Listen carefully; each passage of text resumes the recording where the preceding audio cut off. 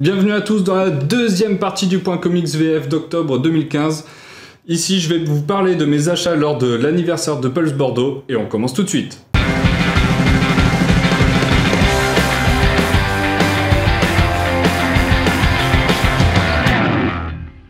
Et on commence avec Before Watchmen, 1, 2, 6 je crois, j'en ai trouvé plusieurs. Bon, déjà révélation, j'ai jamais lu Watchmen tout court, hein, je sais, honte sur moi, etc., mais j'avais adoré le film, du coup je me suis dit, allez go, on va tenter. Et ben c'était plutôt pas mal, les histoires, il y en a 6 à l'intérieur, bien que inégales tant dans la réalisation que le dessin, bon ça se laisse bien lire. Gros coup de cœur pour Ozymandias qui est dessiné par Jaeli qui est au top de sa forme, c'était vraiment bon. À la limite, le moins bien, c'était la partie sur le comédien et l'histoire du corsaire sanglant. Bon, ça, un peu bof. Mais le truc qui est cool, c'est que ça apporte du background au niveau des personnages, au niveau du groupe, etc. Et c'est plutôt cool.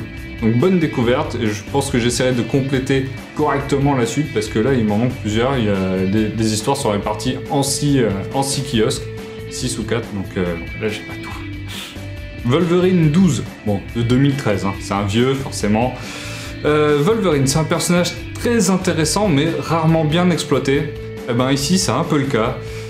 Ça me saoule beaucoup dès qu'on essaye de toucher, dès qu'on trifouille encore à son passé, à sa mémoire, etc. Bah là, apparemment, dans la série régulière, il avait retrouvé ses souvenirs, suite à la confrontation contre un docteur Ro, non super glamour, hein. Il repère à nouveau tout, c'est encore le point de départ, c'est totalement chiant, ça me saoule quand on fait ça, c'est vraiment relou, genre on n'a aucune idée d'histoire originale à faire, bon c'est un peu dommage.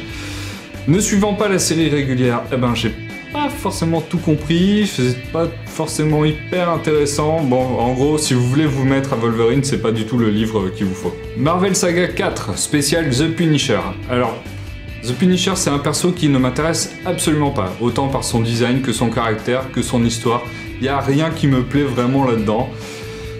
Je suis pas du genre à ne pas aimer quelque chose sans avoir testé, donc du coup, j'ai pris ce kiosque-là, j'ai lu, et verdict, j'aime toujours pas. Alors le dessin, qui est assez tranché, vif, et fait par Gérard, est plutôt sympa, même vraiment bien, hein. Mais par contre, l'histoire... Bon, c'est d'une banalité, mais affligeante, quoi. C'est Castle contre la mafia qui c'est pas bien ce qu'ils font, les flics essayent de se mettre contre eux, mais ils se font tous décimer, alors du coup, ils disent « Ah, c'est pas très bien », le Punisher, il bute tout le monde, ils disent « Ah, c'est pas très bien », mais bon, vu qu'il fait le sale boulot, ça les arrange un petit peu quand même.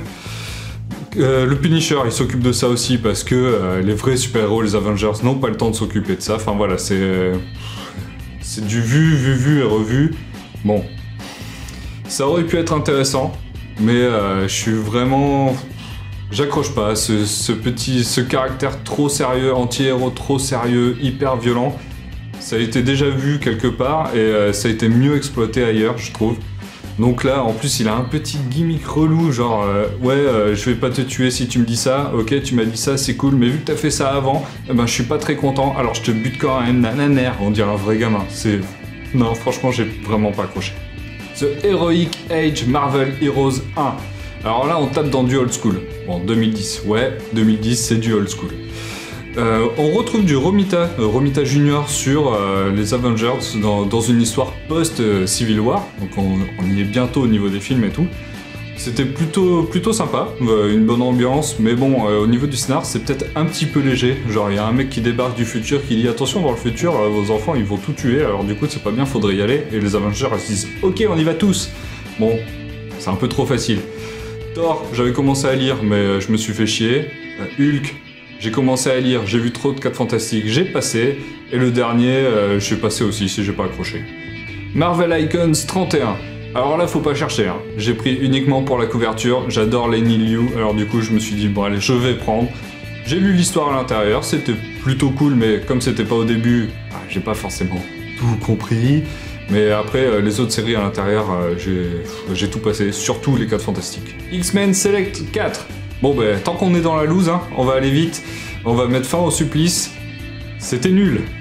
Eh ben, c'était dur ce mois, hein. Ma sélection, c'est quand même une belle sélection de la loose. En dehors de Before Watchmen, il n'y avait pas grand chose d'intéressant. Au moins, grâce à moi, vous savez ce que vous ne devez pas acheter. N'hésitez pas à vous abonner, commenter, partager, et on se retrouve le mois prochain. Bisous.